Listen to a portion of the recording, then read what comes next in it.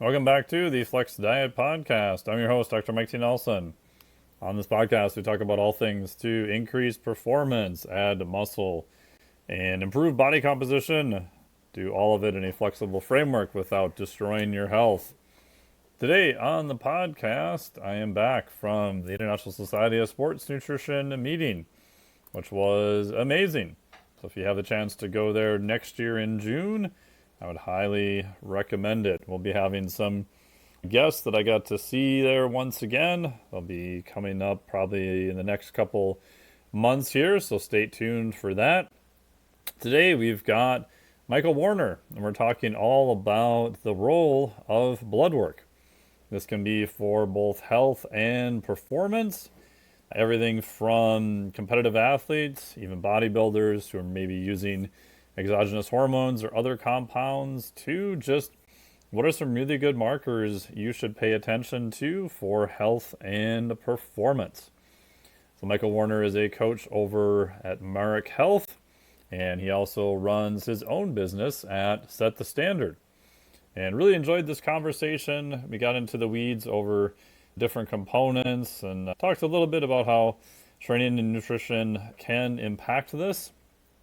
I've been with my own one-on-one clients. We still do this looking at blood work now for probably about the past 5 or 6 years, also with the help of Dr. Tommy Wood. Now, what I found for my own clients, which we talk about in this podcast here, is there's some things you can get with an assessment. Obviously, my background is in exercise phys, so I'm huge on what outputs can you test. That gives you a lot of great and wonderful information if you're trying to increase performance or just add more muscle or improve body composition. And like my buddy Dan Garner has said often, when you look under the hood at blood work, again, this is not for medical advice. This is for health and performance only. It does give you some really good insights that you are not able to get any other way. And a lot of this you can get from just a basic CMP or CBC with differential. Some of these tests are very inexpensive, and most states allow you to run your own blood work in the US. Other countries it does vary. So even if you are not able to get some blood work from your physician, which hopefully you are, just having other markers you can look at and start even with some basic blood work that you can pay for out of pocket, which is usually cheaper than going through insurance. And if you don't have someone to look at it, you can even take that testing to your physician and have a chat with them about it too. So getting blood work is super important. It's really nice now to see a lot of other companies that are showing up that allow you to do this and help you with interpretation. Like I said, I've been doing this now for about 5 or 6 years, and it's been super beneficial. And it's one of those areas where I feel like there's always so much more to learn. And what we talk about here in the podcast is how to look at this kind of more like a complete picture. And there's a time and a place to start with kind of what I call whack-a-mole testing. Hey, if your vitamin D is low, maybe you need more vitamin D.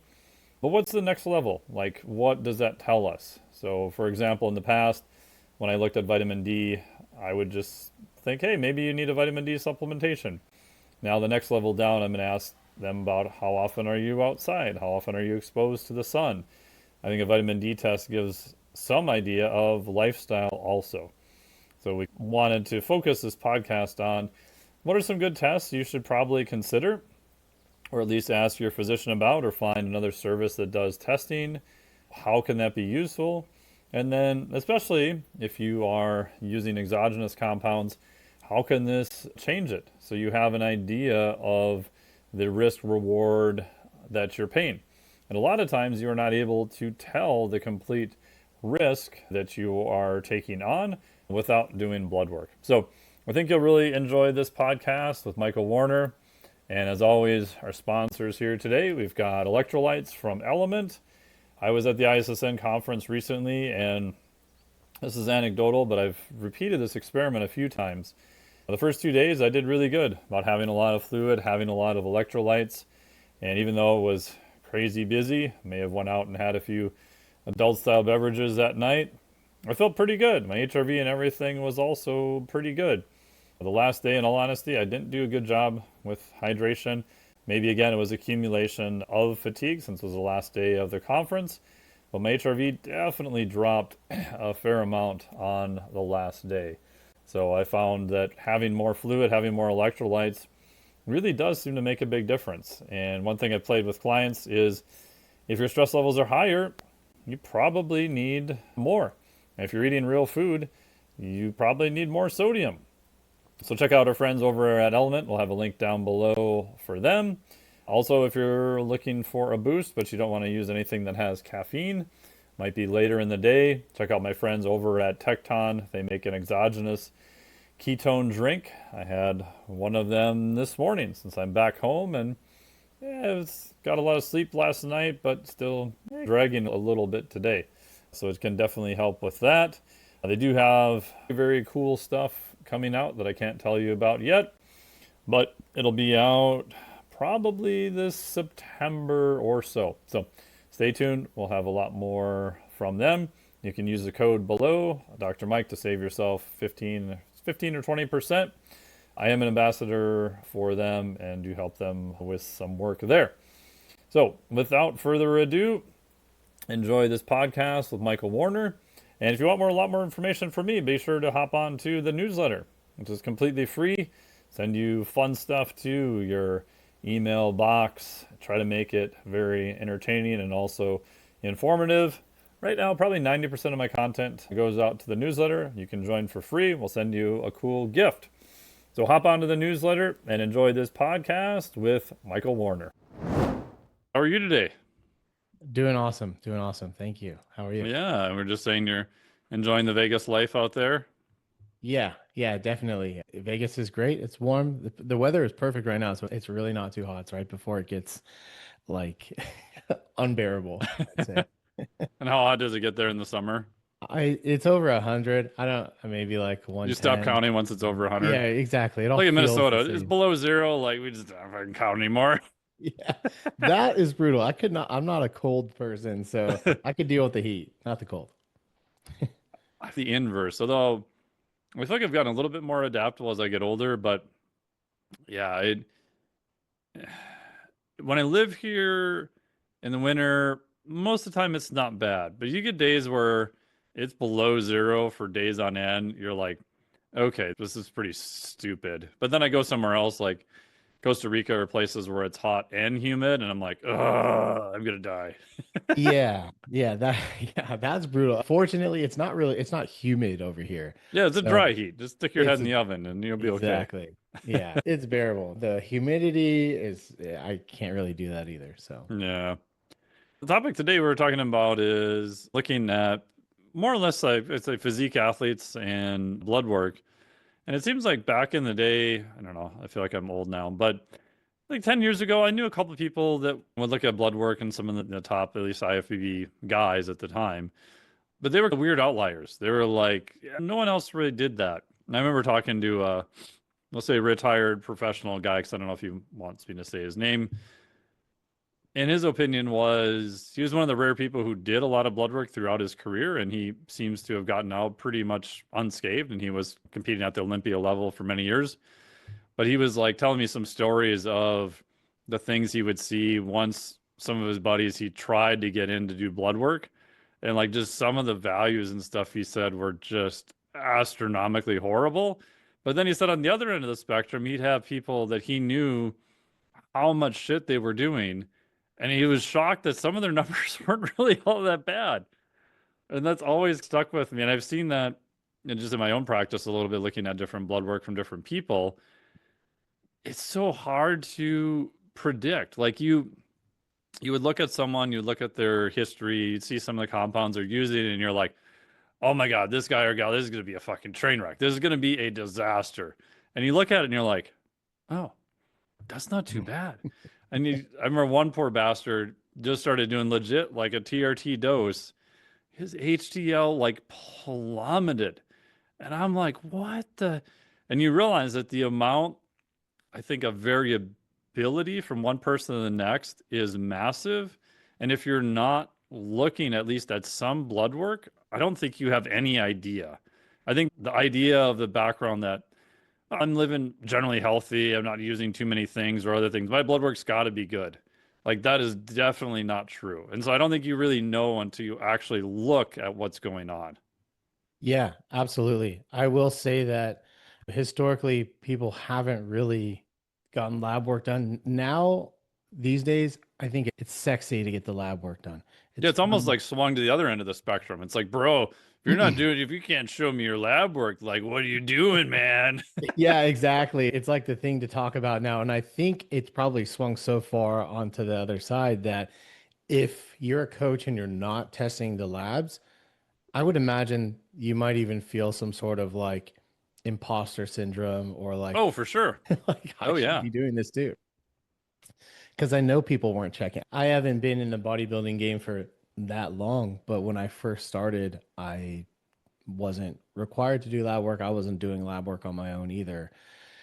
And yeah, it's blown up now. But I think you're right. When people live this, there is maybe this idea that when people are bodybuilding, they're going to the gym, they're lifting the weights, they're eating the boring food, maybe The very chicken and rice routine. and broccoli, bro. Yeah, yeah, like I'm healthy, I'm all good. And we all know like bodybuilding really isn't the healthiest thing to do, especially when you're introducing these compounds. So it is hard to know like what sort of risks are you taking if you have no idea because there's some people, like you said, have so much genetic variability in terms of what they're susceptible to that you have no idea unless you look. So What are some of the, you don't have to use names, but crazier things you've seen just to give people an idea? Because again, like back to my first question, I think most people would be shocked at the amount of, I think, just variability in general there is. I was talking to a good buddy the other day, and we're both comparing notes about at the elite level of any athletics, the amount of variability from one athlete in what they're doing for training and nutrition is wider than people realize. Their outputs, you could argue, are maybe very similar because they're all competing at same position, say in the NFL or NHL or whatever. They're the top tier athletes, their output is there. But you'll see some athletes that are very much like the nutrition is in, they got the chef that cooks for them, their sleep's dialed in, and you'll see the athlete next to them doing the same position. Granted, these athletes are usually early in their career, eating licorice before a game, or like their nutrition is like an absolute like trash bin fire. And I think that would be shocking to most people to realize. I think blood work is very similar. very, yeah, very much so. You could take yeah, two different people doing the same, relatively the same thing, playing the same position, same age, all of it, and their lab work can look completely different just with some genetic predisposition some people have, or even their history from being raised as a child. So the environment matters, all of it. So yeah, there's wild differences. I think even without looking at the lab work, one thing that can be wildly different too is blood pressure alone. And Oh yeah. a lot of people don't even check that, which is a big one and a really easy one that people can check. You could go on Amazon right now and grab a blood pressure cuff. It's easy. There's a couple hurdles you got to go through to get some lab work done, but a blood pressure cuff, They're almost even no automated excuses. now for like 40 bucks. I got a Omron around here somewhere that's it's pretty damn good. Like you don't even have to know how to do blood pressure anymore. Right. Right. Yeah, you don't you don't have to take it manually. Put your arm in the sleeve, Yeah. hit start, and you're good to go. Yeah, there's I think some advantages of knowing how and when to take it and the Oh, for context sure. in which it's taken, which sometimes people don't realize.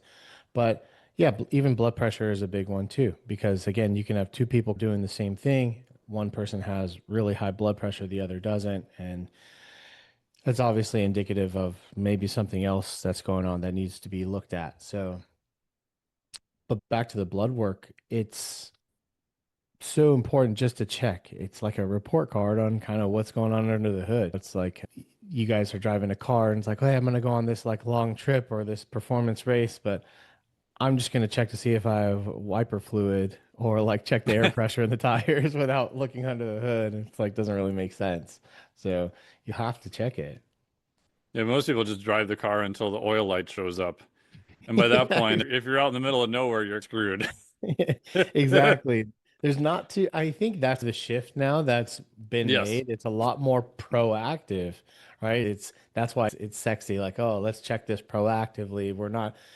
We are shifting away from this old school method and maybe Western medical approaches where it's like, hey, you come to us when you're sick. This is sick healthcare. This is not proactive or preventative healthcare. So now we're seeing a shift, which is amazing to see. And hopefully we'll start to, yeah, prevent some people from going down like a path that will exacerbate any other underlying issues and lead to potentially catastrophic effects. Do you think because it's become very sexy to do kind of lab work again, that a lot of people looking at lab work are doing what I call just kind of whack-a-mole lab work? They just like, hey, bro, just do this panel. And then they just look for red shit on the report and they just read it back to the client and be like, oh, this value was high, this was low. And that's unfortunately, Very that's like much, their report, which I guess you could very argue much is so. better than nothing, right? At least hopefully they get a referral to their doc. They found something they should find. But it also feels like to me, the more I keep learning about lab work, or at least trying to learn more about it, the more interactions and looking at different things are almost never ending. And it becomes more. I remember talking to Dan Gardner about this too. He calls it like bending a biomarker. Like, how far can you take the current science and extrapolate it out, knowing that this is an extrapolation of maybe these three things, but it allows you to get some idea of looking at patterns and try to target other systems instead of just, oh, this is high, this is low, this is high, like trying to put it back in more of a complete picture. Yeah, exactly. I do think that there is clearly a level of incompetency with with good intention. They're like, hey, Oh, we're yeah, gonna they're get not these trying labs to done. do it badly. Yeah. Yeah.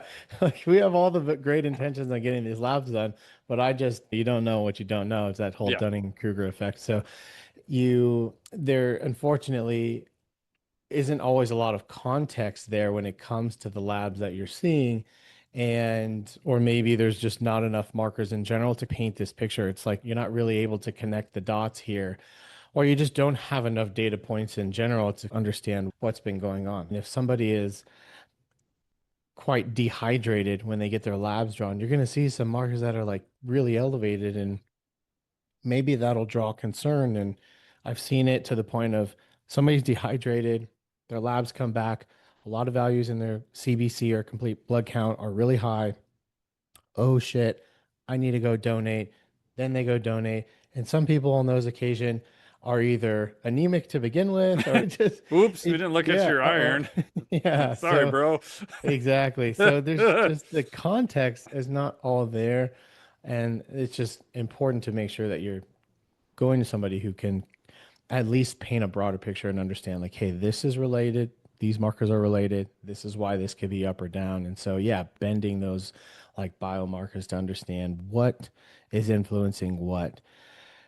Because I think what happens is we like to simplify things a lot for the sake of understanding, very black and white, very robotic. Okay, this marker's high, this marker's low, and almost leave it at that. And when you start to complicate it and what marker influences what marker, and then how do you feel as a result of that, it creates confusion because there's so much to know and understand that some people just don't dive in further to try to interpret it all.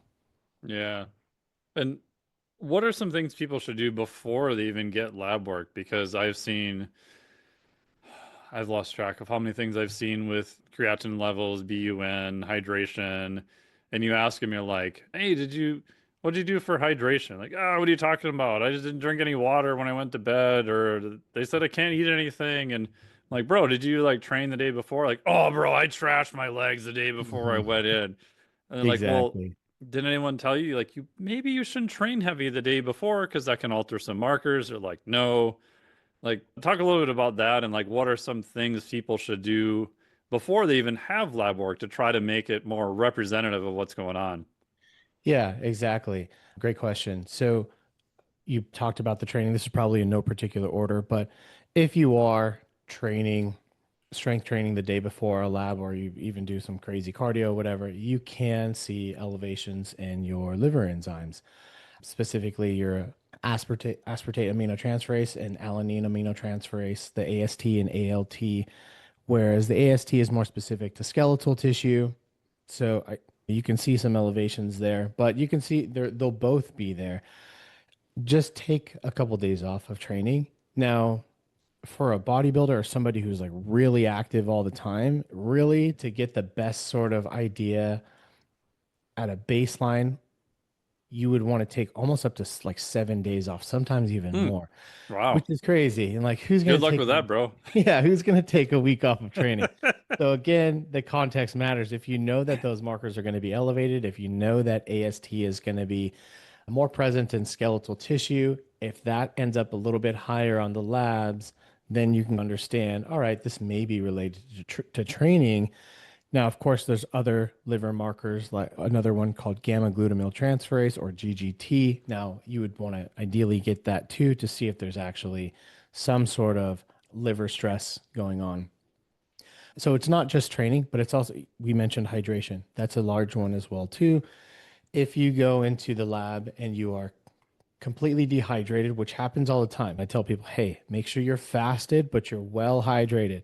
Hmm. They end up just like fasting and just not eating I and just drinking heard anything. fasting. I know, and they just stop. They don't do it at all. You will see quite high elevations in hematocrit, hemoglobin. You'll see elevations in your blood urea nitrogen or your BUN, creatinine.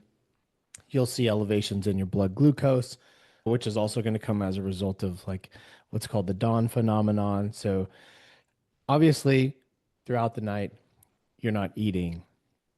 Your brain needs glucose. We need glucose to thrive and to function. The liver does a great job at producing that glucose, hepatic glucose output. So in the morning, it's very common to have a higher blood glucose reading, which is why I don't put a whole lot of stock in the fasting glucose reading. Ideally, we're going to look at your A1C as well as your fasting insulin. And it's a But stressor going in. Like I freaking hate needles. I don't know why. Every time I have to donate blood, I'm like, okay, I look away. Don't tell me when you're gonna do it. They're like, are you gonna pass out? I'm like, I don't typically pass out. I just look like I'm gonna pass out. So I know like my stress hormones are higher than they should be, which is obviously gonna push glucose up too.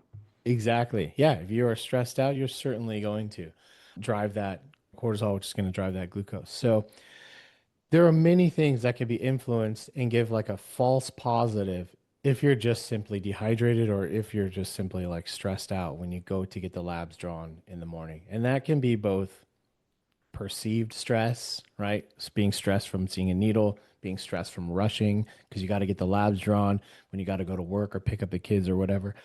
And then it could be also physical stress as well too.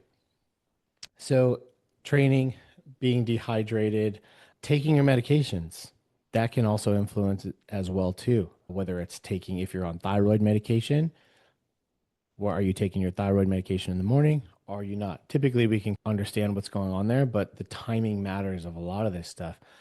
Even as interesting as having an orgasm before the labs, you can Hmm. see prolactin Oh, sure. increase as Yeah, well yeah. It's too. gonna be higher, right? Yeah, exactly. So you can see some elevations there too, which may throw it off as well. And then, of course, along with medications, that also comes along with like performance enhancing compounds. Are you taking an injection the morning of? Are you taking it the night before? Not just performance enhancing, even like TRT. I've had Hmm. plenty of lab work come back, and male or female takes either their cream or an injection prior to the lab, and then they get in there and their test values are like 5,000, something crazy. Like, well, something's not right.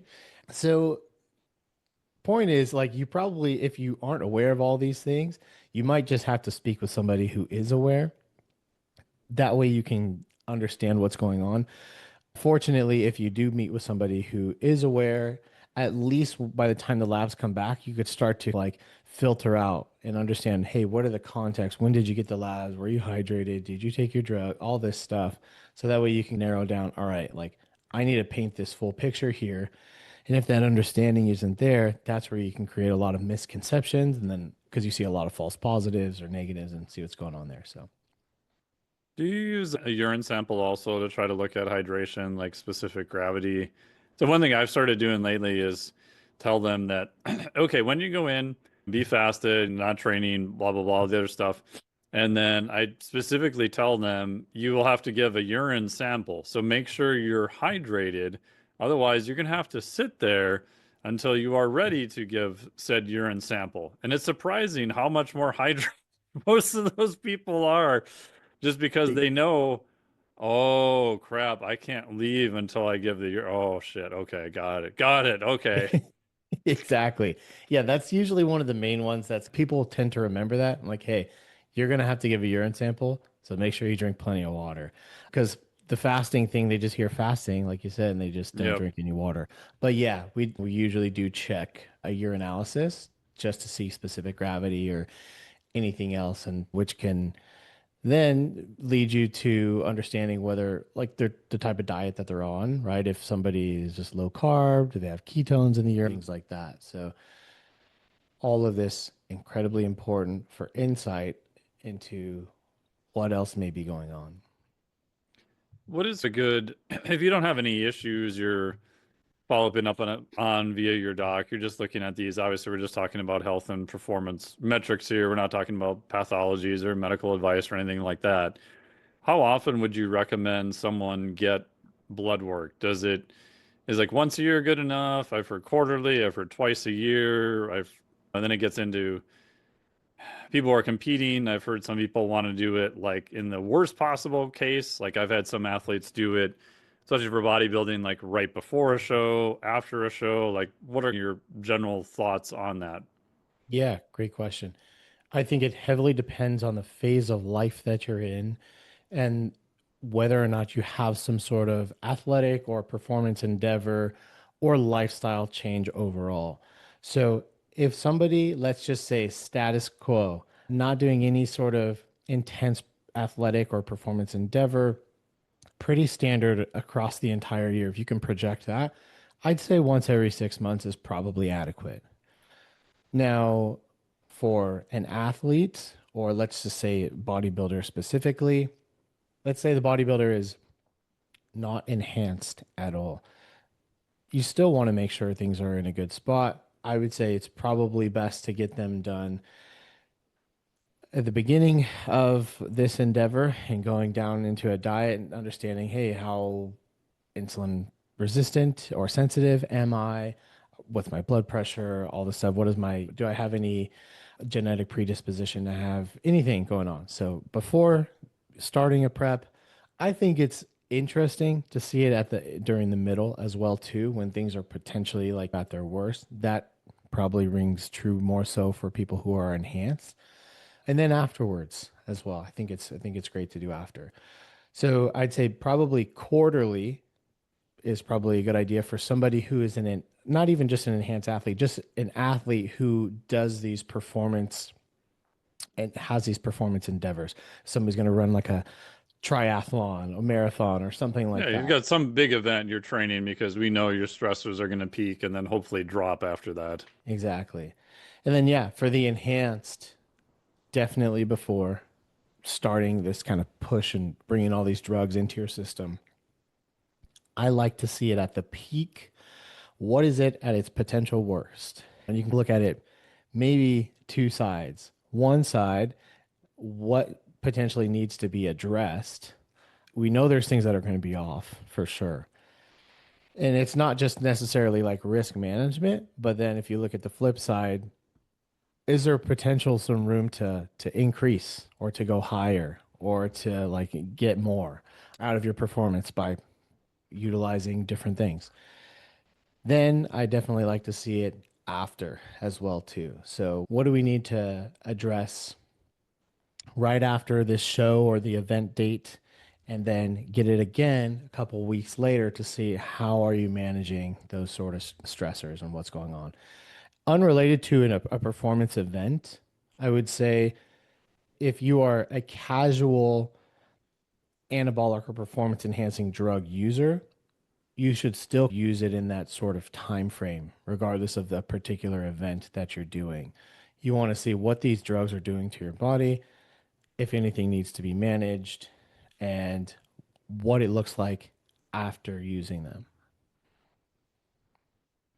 Would you agree that people, if they are going more the enhanced route, and let's say they're not doing it for competitive, so they don't have an absolute date they're going to be on stage, my argument is that they may, I don't want to say it as like a closed feedback, but one of the options that you mentioned is the feedback that they get, what obviously performance changes, but also blood work changes, that they could use blood work as a rough idea of the cost that they're paying. So I think of it similar like I use heart rate variability. To me, heart rate variability is a very good non-invasive marker of what is the cost of all the stressors you're doing on your nervous system. I think blood work could be used, and you probably already do this the same way for people who are not necessarily competitive of, hey, I added this amount of dose or I've been on this for this period of time. We may want to check specific things a little bit more frequently just to make sure the cost that we think we're paying is what we're actually paying. And if that exceeds that, okay, well, now we have a decision to make. Is the cost, the risk reward ratio worth it? Where one of the things I see is people kind of armchairing, quarterbacking all of it, going, I did well on this amount. I'm just going to go up to this amount. I had blood work done at 4 weeks. I'm sure it's fine. Yeah, Like, there's always I that. don't know. Yeah. There's always that for sure.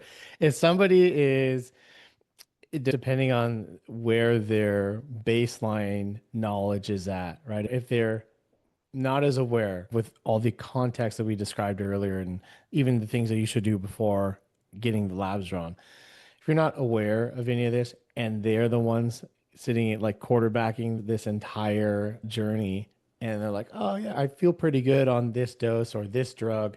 I think I read on a Reddit forum, maybe I should do Yeah, X, Y, God forbid Z. they go on the internet. Oh my God, Yeah. the amount of things people have sent me to justify the weird shit they were doing is insane. Yeah, exactly. Like Muscle Mayhem 123 said I could do this. Yeah. He Like, said, I'm good, bro. I'm like, dude, you have no blood work you have not showed me any output or any marker of cost other than I can see your HRV is like really messed up now and I don't know why. So I think we need to do something more in depth to at least get a handle on it. And they're like, no, exactly. I'm good. Yeah, it like I... what's good? Is that relative to Right. you? Is Good that to relative? what? Yeah, exactly. What are you comparing it to? So it can be really challenging, and this is why you have to have like somebody who's aware of these things who could look at it objectively and say, hey, like here's where you should draw the line.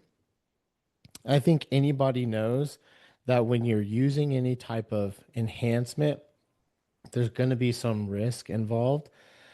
The challenge is people think they know all of the risks, and they usually don't, right? They usually don't know all the risks. They don't even know all the markers to check to verify what risks they think are there. And that's where the problem lies, especially if they're handling those risks, not just for themselves, but for somebody else. And then it gets even more convoluted. It's for a female, and they Oh aren't yeah. aware of what could potentially happen there. Yeah, because some of these drugs, especially, obviously these can cause side effects in guys. Some of those side effects potentially could be permanent. There's even a small percentage of people that go on TRT as a male who may never be able to go off. Like I don't know if you know what the percentage is. I've heard it's like single digits. I've never found a good number. It's not everyone by far. It's definitely not the norm, but it's happened. So I think it is a risk. And then with females, especially any testosterone type esters and other compounds can have permanent effects that may not be reversible. And that's like one of my biggest pet peeves is my biased opinion is everyone should make an intelligent decision, do your homework. Yes, sometimes compounds can be illegal, whether it's performance enhancing drugs, psychedelics, whatever.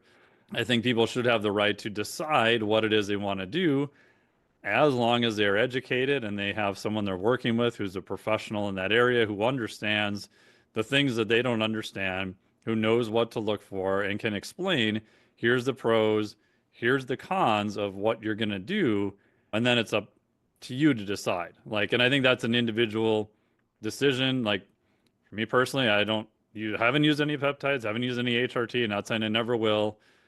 May have done 5 glasses of ayahuasca in Costa Rica, which I would not necessarily recommend to anyone else either. Just for whatever reason, that's my risk reward tolerance profile.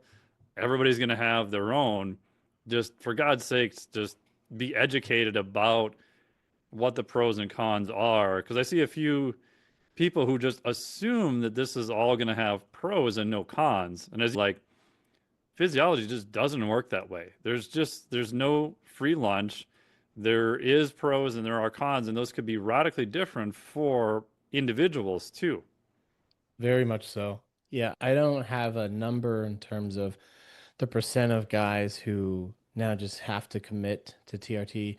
There are several that start it and just don't feel good no matter what.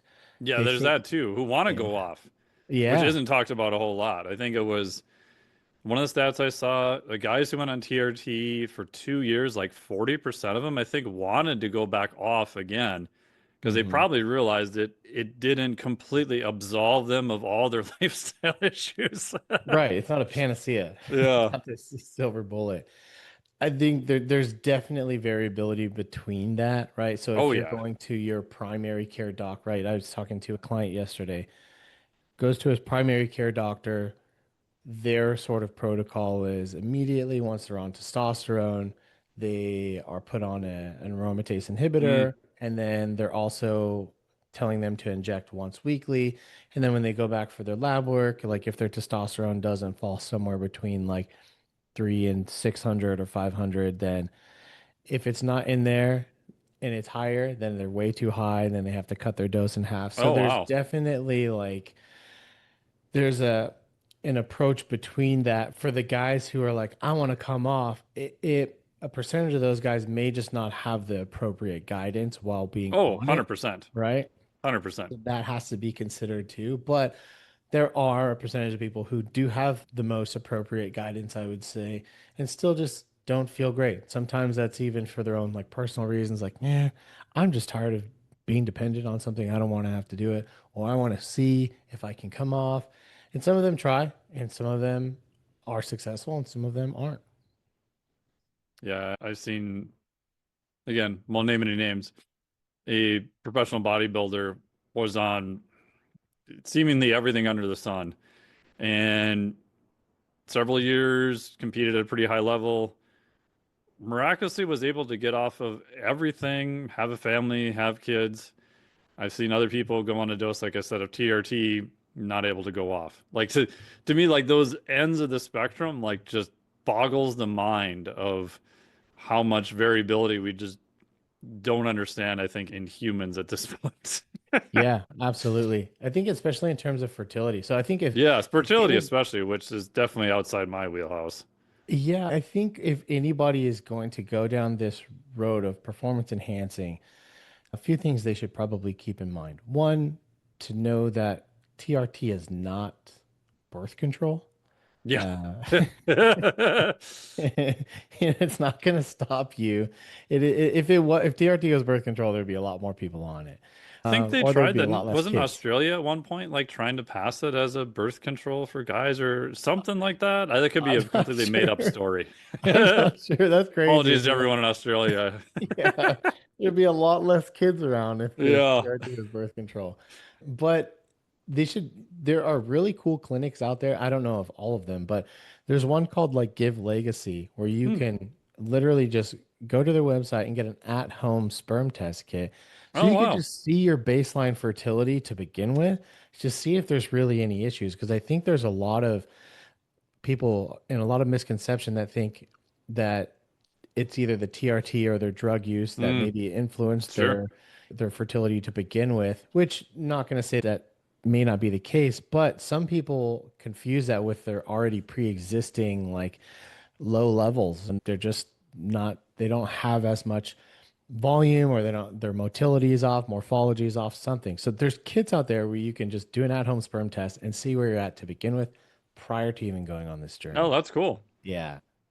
So really cool. I would say if anybody's even curious about their fertility, to do that. And then even if they still to decide to pursue, then you can do it throughout. You can do it maybe after your cycle or competitive endeavor, whatever it is, just to check and see like what your kind of status is. Oh, that's great. Oh, go ahead. Oh no, I was just saying that's a big one, I think. And just people are kind of confused between the two. Like, hey, if I go on this, like I'm not going to be able to have kids. Like, no, you are. And another one is that I think a big misconception is people think that they have to come off of testosterone Mm, in order to have kids. I am saying this mainly for guys. yeah. If you're, yeah, this is specific to guys. So if you are on testosterone, you don't have to come off. Now, you can't necessarily be blasting like 600 milligrams of testosterone a week or something like that. But you certainly don't have to come off. We don't have people come off of their testosterone when they're trying to conceive. Yeah. I would you agree they may have to at some point, but you definitely don't have to start there as the baseline assumption. Correct. Yeah, Yeah. absolutely. I think some people just do either need to come off. I just think it happen like more often than not, people can get away with lower Yeah. doses while also utilizing things like HCG or FSA, Mm, all the things. So, yeah. awesome. If someone's listening to this, and we'll start with both males and females, like what should be, because I get this question a lot. I had this question this morning. I am going to my doc. What blood work should I request? And if I know someone, I'll even ask clients now, like, hey, we can order some blood work from other companies. Obviously, you work for Marek Health. So there are companies out there that do it now, and I can look at it. I have a MD, PhD. I keep on retainer to review my stuff too. Obviously, it's just for health parameters. If there's anything off, you're going to go back to your physician. But even if people have an appointment with their doc, I'll say, hey, when is your appointment? And I'll send them a list of, hey, I would request this. This is going to be a little bit trickier to get. This would be nice to have, but odds are you're probably never going to get it. Like, what would be some of the, yeah, definitely get this. You shouldn't have any problem getting this from your doc through some of the, this would be nice to have, but from a standard physician, if you go in, it's going to be a little bit more difficult to get. Yeah, great question. I always encourage, if possible, to have a conversation with them first to understand a little bit more background. Totally.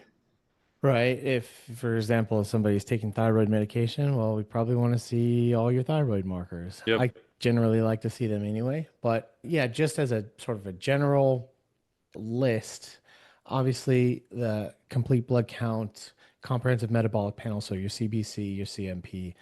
When you look at metabolic status, so you look at your A1C, ideally you can get fasting insulin as well, right? Not just yet fasting glucose. A full lipid panel. This includes like apolipoprotein B. That one might be a little tough to get Yeah, I was gonna sometimes. say, do you think that I've changed my opinion on this where I'm trying to get more and more people to do that, which I think you would probably be in agreement. I know Peter Attia is a big fan of it, and a bunch of other people I follow are kind of like, yeah, it's definitely worthwhile. Absolutely. Yeah, I would highly recommend and encourage people to ask for apolipoprotein B anytime that they look at their cholesterol or bad cholesterol, just their Hmm. whole lipid profile. That's Please. a whole nother podcast. Yeah, that's another podcast. And then if they can, if we stay on the lipids, if they can get lipoprotein A, that would be Mm. great too. There are plenty of people who have elevated LDL cholesterol and they're like, I swear my value, like my diet is so good. They'll go over their diet with me and then lo and behold, like we'll check their lipoprotein A and then it's high. And I'm like, well, it shows like this predisposition, this genetic predisposition to have elevated LDL cholesterol values. So that one is also great too. I don't think it's that common to get at all. I don't really see it on normal panels from like your primary care. Outside of lipids, of course, when we look, well, we'll see some of the markers in your CMP when it comes to kidney function. One cool one I'd say for anybody who's like in performance related sports or anything, even just more outside of aggressive sports, even if you're into hiking all the time or running, whatever, cystatin C would be an Yeah, I would awesome agree one with to that get. too. For kidney Uh, function, right? yeah, exactly. For kidney function. Why? Because we discussed how you can have elevations in whether the liver enzymes due to training, things like that. You can have elevations in some of your BUN and creatinine if somebody's dehydrated or if somebody's consuming a lot of protein. Well, cystatin C is not going to be influenced by muscle mass. It's not going to be influenced by protein intake. So it really does give you this great baseline as to how is my kidney function actually good. Yeah. So And side note cystatin on C. that, if you're testing high level athletes who will get very pissed if they have to go back in for another blood draw and don't care how much it costs, like just doing a cystatin C may save them a trip back in because, like you said, they have another marker to show kidney function. And you could probably argue with their doc that they might have been just dehydrated going in. So Absolutely. I may have learned that lesson. Yeah, yeah, yeah, absolutely. That is a great one to check. There's also there's two other markers there, like SDMA and ADMA. Hmm. SDMA is more specific to the kidney, but both of those markers are indications of endothelial like integrity. So when it comes to Oh, either cool. vasoconstriction or vasodilation, those ones are great to check. Those probably more obscure markers that you're not really going to see. You said SDMA and ADMA? Correct. Okay, cool. Correct. I'll have to check in those. I'm not familiar with those, so that's great. Yeah. Great markers to check. Iron panel, anemia panel. Yes, Please, for the love please. of God, Please, for the love everybody of God. get an iron panel that I see includes that one missed so ferritin. many times now. I want to pull my hair out. I'm like, Yes. even in Yeah. guys and females, like for two different reasons, but it's like, Right. it's dirt cheap. It's so cheap. I know. Like, I just, please get an iron panel that Yes. includes your iron saturation. Please include ferritin on Ferritin, there. yes. That is a major one. So there's so many. Yeah, I saw Bodybuilders lab panel yesterday, and his iron levels were off it was an alert. There's in red. It was off the charts. It was super high. And on LabCorp, their panel, you can see like previous lab history of when they may Hmm. have gotten it before. You didn't have any like previous labs. And I'm like, dang, this is a bodybuilder who's gotten other labs before, but no iron panel. I'm like, this guy might have like hemochromatosis outside of his other like use. So iron panel, extremely important, especially for females, especially premenopausal. Please get that. In that case, was his ferritin okay or was that whack too? No, his ferritin was actually low, which was Ah, interesting. yeah. So So ferritin this is a rough marker for stored form of iron. My little air quotes here.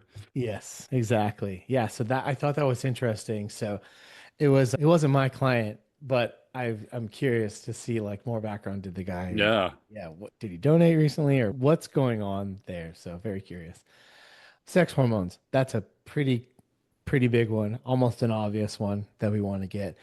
Ideally, it's a highly sensitive test too, so especially for the guys out there who are, Yeah. So you explain know, that. You're talking about for testosterone levels, correct? yeah, exactly. So if anybody's gotten a test before, and let's say they're on testosterone and it shows a greater than sign 1500 and you just don't know the number, it just says greater than 1500, it's probably because it's not a sensitive or highly sensitive test.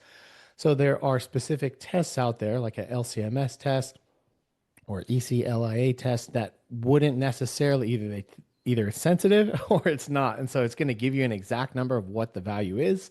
Same with estradiol. Are you just testing total estrogen? Are you testing estradiol? Some people can test estrone. So there's different sensitive tests that you can get, which are incredibly important to get for specificity. Do not be the person that is going to take these enhancements and decide not to get a sensitive test and know exactly where your values are at, right? So please get a sensitive test and it'll give you the exact number of testosterone nanograms per deciliter. It'll tell you exactly where your estradiol is at. I'll tell you, we want to get progesterone, your neurosteroids as well too. So we want to see these values specifically without having just a greater than 1500 or just like a range. So sex hormones are definitely a big one there. You can also include, I mentioned neurosteroids, so progesterone does fall in there, as well as really specifically DHEA and pregnenolone. So these are produced mainly in the adrenal glands, have a lot to do with cognitive function and mood or memory, even blood glucose regulation. So those are helpful to get. I think usually people aren't really ever testing pregnenolone. DHEA is pretty Yeah, common DHA though. is pretty common. I'll see that one quite often. So yeah, along with the sex hormones, neurosteroids there. Gosh, what else? I'm probably missing something else. I'm just trying to think of general markers that Yeah. you. Would you say potentially thyroid panel? We're probably getting into a little bit Oh yeah, more specific we just things. talked Like about that.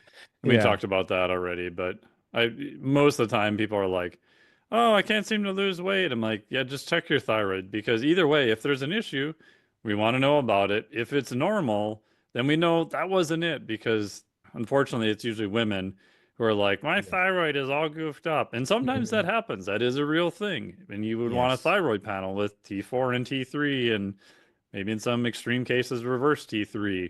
And so you can either rule exactly. it in or rule it out. That you can go Right. either way. If there's something there, you want to find it. If it's not there, then Yeah. hey, you're good. And that's where that conversation is helpful, right? Like, hey, do you have a family history of like hypothyroid or Hashimoto? Mm, And have you ever checked your thyroid antibodies? So yeah, a full thyroid panel is always ideal.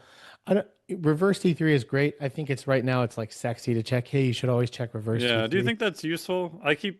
I go back and forth on it all the time. I don't have people normally check it, but I have had people check it in a few cases. Is there utility? Sure. But can you manage somebody's symptoms and manage thyroid function while knowing free T3, free T4, TSH? Like, yeah, I think you can do it without seeing reverse T3. We've done it Okay, plenty of times. It can be helpful, but if you're already doing everything to manage like appropriate thyroid function, you can do it without seeing reverse T3, in my cool, opinion. awesome.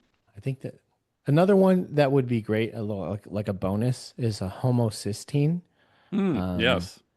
that would be great to see. I know that one's probably a little bit more popular now, I think, with all the genetic testing and the MTHFR, all that. But it fall in line with more of the endothelial integrity and vasoconstriction or reverse dilation. So if I can lump that into an inflammatory marker that could predispose somebody to some cardiovascular risk, I would add that one in there too. Do you think C-peptide is a useful one as like a 24-hour marker of insulin, since fasting insulin can be so variable, although it's probably going to be give you a ballpark of where the person is. Right. So C-reactive protein. Yeah, I would. Or C-peptide. Oh, I'm sorry. Yeah. Sorry. Yeah, Yeah, I think CRP would be good to get to. I agree. yeah, CRP would be great to get. I think yeah, I really don't see it that often, to be Oh, okay. honest. Interesting. Yeah. Yeah, I really just see like fasting insulin and A1C. Could it be helpful? Yeah, absolutely. We can get them Yeah. all. Now we're getting more into the specific because you could talk for hours on end. It seems like every time you turn around, there's another new test that may or may not have the greatest data behind it either. Yeah, exactly. Then you kind of get like lost in the sauce, right? You're like you're in the weeds, paralysis by analysis potentially. But there, I think generally, yeah, I think CRP is like a general marker that should probably always be checked as well too. So the problem is that a lot of doctors don't usually. I think we probably covered markers that they're probably not even going to check. Having a clinic or somebody like yourself to know like what markers to check, having a conversation with somebody who knows these things is always going to put somebody like on the initial path to it's the right start first. So that way they know, okay, here's what I'm going to get. Here's how I know what to do prior to taking the test. And then when you get the values back, like, all right, what was the context that these were taken in? What's your history? And just to create more of a like a visuals of what's going on here. So ideally the conversation is had first. What happens where I get these values back from a primary care and it's like you got to piece together what's happening and hey, try to get your doctor to test XYZ marker to see if we can look at this too. And unfortunately, we're just I don't know if we're ever going to get there where they're just going to test whatever whenever. Ideally, you're like, hey, they're my labs. I want to see the markers. Can you please just test this? And no questions asked. I don't know if we're going to get there with the your primary care. Maybe some of them will, but that's why places like Merrick are great. We can test whatever, whenever, no questions asked. We'll probably encourage you to even check more. Yeah. So tell us about Merrick. And people can do it online, correct? And they can go from anywhere? Yeah, that's the great thing about it. And anywhere in the US, right? Okay. So So it is just US based. yeah, just Okay. US based. So merrickhealth.com. We are, I'd say, the best telemedicine company out there. So you're going to come to us and like we have our sort of core competencies that we work with. And they are listed out on the website there. But anybody who's looking to improve, optimize, not just improve. And this is not just, again, we are proactive, preventative healthcare, whether that's cognitive function and that's just general performance and that's sexual performance and health, that's fat loss or weight loss. It's regenerative. So, in terms of like healing, we talk about healing peptides, reducing inflammation overall. So, we manage hair, whether it's hair loss. So, there's a ton of things that I'm probably missing here off the top of my head. But the point is that you're going to be introduced to an entire network of health coaches and providers who are up to date, who care about the people who are going to ask you all these questions, get a history on you, understand what lab markers would be best and most useful to check. And then once we get those labs back, we're going to sit down with you. We're going to discuss all the lab markers. You'll actually get a really cool report outlining what those markers are. Because a lot of times people see the lab markers and are like, cool, I don't know what to make of Yeah. this. Yeah. I know this is like Greek, man. You'll get your own fancy report that'll outline like what these markers are, what they're good for checking, and then you'll see our ranges versus the LabCorp or typical Western medical ranges, because there's ranges that are optimal, as you are very well aware. Testosterone values when you go to your doctor now, it's between 3 and like 900, and if you're anywhere in between there, then you're good, right? So we have our own aggressive ranges where people are most optimal. So we'll discuss all those, and then we'll discuss along with the provider what sort of treatments in like a phasic approach based on your comfort that we feel like would be best to get you feeling, looking your best. Cool. That's awesome. Yeah. And it is nice that there is a lot more options like Merrick and telemedicine now. And correct me if I'm wrong, I think there's always like two or three states that change. There's New York and Vermont or something like Yeah. I can't remember. But New York's always New, one of them. There's one other state where New Jersey and I think Rhode Island are like the maybe three that's that what it are. was. Yeah, where Yeah. you can every other state you can test your own blood work. So like what I do with people is I may send them a link and be like, "Hey, you can get these cheaper than the insurance rate, but you as an individual have the right to buy them, to bring them in to get tested, and then you're required to share them with your physician, your healthcare provider." Which is nice. The downside is your insurance probably isn't going to cover it. But in pretty much every state, you can also get your own labs. You can discuss them with a professional. So you can still be proactive with this, which I think is something that most people are probably not aware of. Obviously, there's options like Merrick and telehealth also too, where you can work with professionals too. So it's nice that it's becoming more aware that there are many options that people can do, where I think in the past it was like, oh, my doc doesn't want to run a vitamin D test. I'm hosed, right? So now it may cost you a little more money, it may cost you a little bit more time, but if you want to be more proactive, which we both would agree is definitely the way to go, you have a lot more options now than you've ever had before, which is great. Yeah, exactly. It's nice.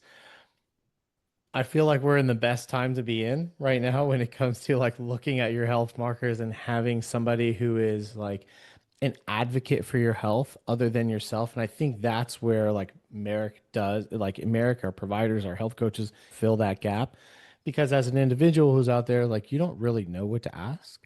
Yeah. And It's like me going into that's a my problem. CPA being like, hey, what should I ask about the tax code? I don't freaking know what I'm supposed to ask about the tax code.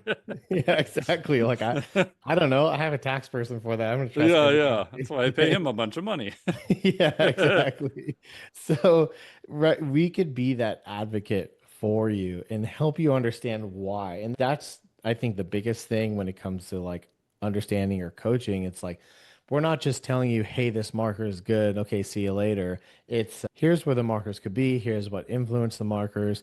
Here's the lifestyle things that you could do. Here's the things that you could take to influence these markers. It's like the why and the rationale behind it all and the coaching that really help to just bring people more insight and then build more confidence and then what we do. And then when you see the results, it's like, okay, like it all makes sense now. Thank you for being transparent. It's like there's nothing to hide here. And it seems like when people go to their doctor and they're just like not getting the answers or not getting the results, there's always like the saddest part is when people are like, well, I guess it's just me. Something's just wrong with me or Mm. whatever. And they think that's the case when a lot of times it's not. You just don't have the best care or know what questions to ask. So that's what we're here for.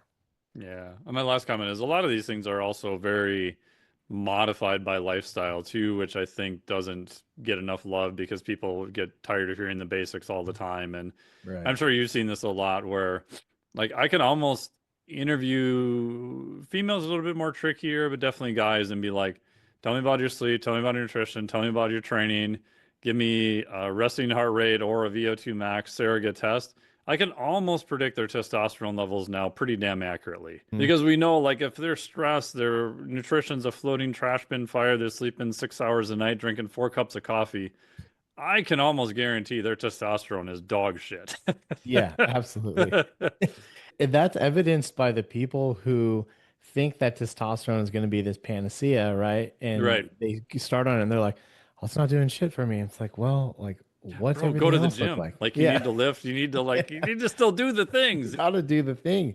It's not going to do the work for you. And that's the challenge. So, yeah, there is a lot of it's sexy and nice to know, hey, where's the magic pill or like what's the magic peptide now or what else can Hmm. we take that's going to do the work for us? But yeah, unfortunately, you're not going to get that from us here or anybody who's like knows their stuff. It's they're going to make you do the basic work.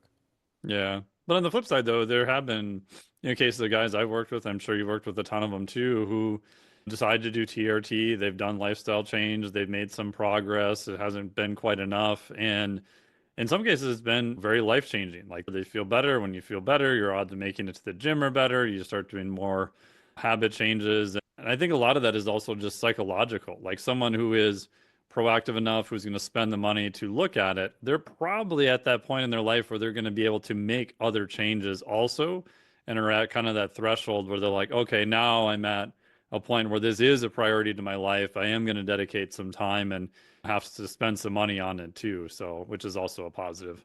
Yeah, very much so. That sort of lifestyle change, and it's like it happens in like a phasic approach, right? Yeah. You don't have the energy to work out, but you need to go work out to get the energy. And so it's like you need the food, same vice versa. So yeah, when you start seeing those results and seeing those lifestyle changes happen, whether it's a result of like optimized hormone replacement therapy, you really it makes it's like a chain reaction and psychologically makes a huge difference. And then it's just one small step, one day at a time, where you start linking better days together, weeks and months, and you become a different person. So it is really life changing. I got an email yesterday of some guy that's like, oh my God, like this is the best thing that's ever happened to me. And it's really cool when that happens. Yeah, that's awesome. Yeah. Awesome. Well, thank you so much for your time. Tell us more about your business. Do you do consulting? Like, how do people work with you? What do you exactly do you do? Yeah, no, thank you for having me. So yeah, I work as a health coach within Merrick Health, but also I do consulting on the side as well. If people are just interested in asking whatever questions that they have about their current sort of routine, I also don't just consult, but I also have my own like coaching business as well too, to take some people fully on for nutrition, training, lab interpretation, hormone optimization, that whole thing as well too. So I work in kind of two capacities there, but yeah, you can find me at setthestandardfitness.com. You can also find me on the Merrick Health website as well too, or on Instagram on all the socials. You can just look up my name, but yeah, that's how I operate in the health coaching space, and I love it. Awesome. Well, thank you so much for all your time and yeah, giving us all the options and everything today. I really appreciate it. Thank you so Awesome. much.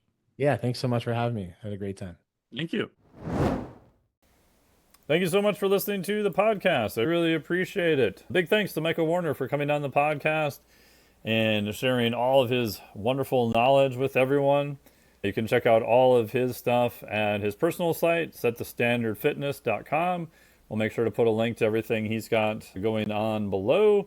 You can also check him out via Marek Health. And even if you hire him or hire Merrick or hire myself or someone to look at blood work, I would highly recommend that you do this.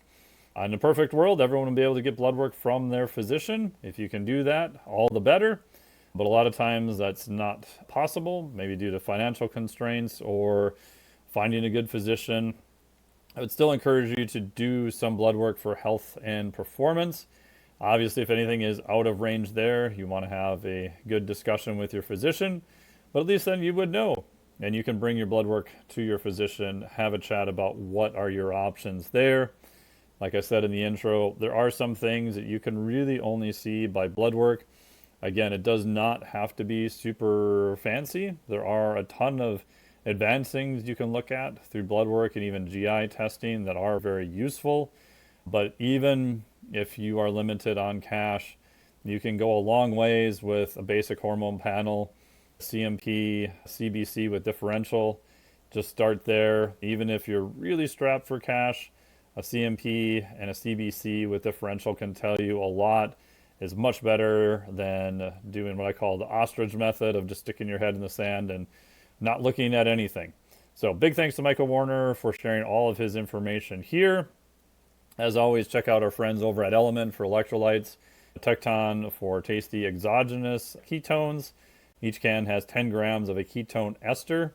It's a little bit different than the ketone salts. The esters allow you to get a much higher level of blood ketones in a short fashion.